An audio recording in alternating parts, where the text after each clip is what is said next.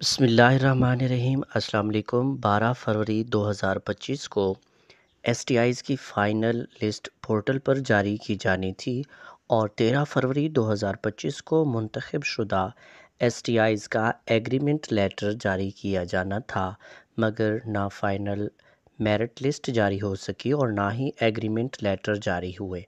سب پریشان کہ آخر ماجرا کیا ہے۔ اتنی گہما گہمی کے بعد اچانک خاموشی چھا گئی، پورٹل بھی چپ ہو گیا، کوئی بھی اپڈیٹ سامنے نہ آ سکی۔ ایسی صورتحال میں چہ مگوئیوں کا آغاز ہوا۔ کسی نے کہا ایس ٹی آئیز کا پروسیجر روک دیا گیا ہے، کسی نے کہا کہ عدالت نے سٹے آرڈر جاری کر دیا ہے، کسی نے کچھ کہا تو کسی نے کچھ۔ مطلب اب تک ٹھیک ٹھاک قیاس آرائیاں ایس ٹی آئیز کی ریکروٹمنٹ کے حوالے سے کی جا چکی ہیں۔ میں نے لمبی خاموشی توڑنے کی کوشش کی اور ایس ٹی آئیز کی ہیلپ لائن پر کال کھڑکا دی۔ نمائندے سے طویل خاموشی کی وجہ پوچھی تو وہ بولی کہ مجھے بھی کچھ نہیں پتہ، انتظار فرمائیں، اور پورٹل چیک کرتے رہیں۔ اسی دوران دن میں 10 مرتبہ پورٹل کھولتے اور چیک کرتے رہے کہ شاید اب سٹیٹس سلیکٹڈ سے اپرووڈ ہو گیا ہو، مگر کوئی نہ۔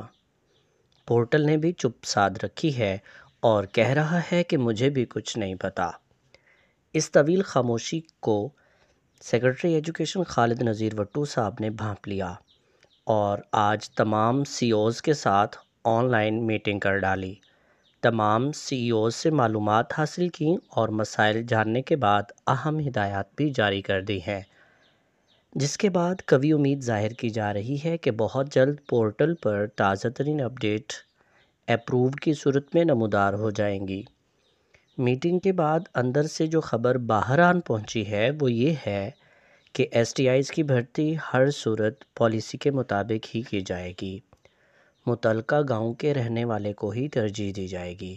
اگر اس متعلقہ گاؤں جہاں سیٹ خالی ہے وہاں سے اگر کوئی اپلائی نہیں کرتا تو پھر اسی یو سی سے لیا جائے گا۔ اگر یو سی میں بندہ نہیں ہے تو ساتھ والے گاؤں سے۔ اگر اسی گاؤں کا بندہ میرٹ پر 80 مارکس کے ساتھ 13ویں نمبر پر ہے اور دوسرے گاؤں کا 90 مارکس کے ساتھ پہلے اسی گاؤں کے 80 مارکس والے کو ترجیح دی جائے گی۔ امید ہے کہ اس مثال سے آپ کو خوب سمجھ آ گئی ہوگی۔ بہت جلد تازہ ترین اپڈیٹس پورٹل پر بھی جاری کر دی جائیں گی۔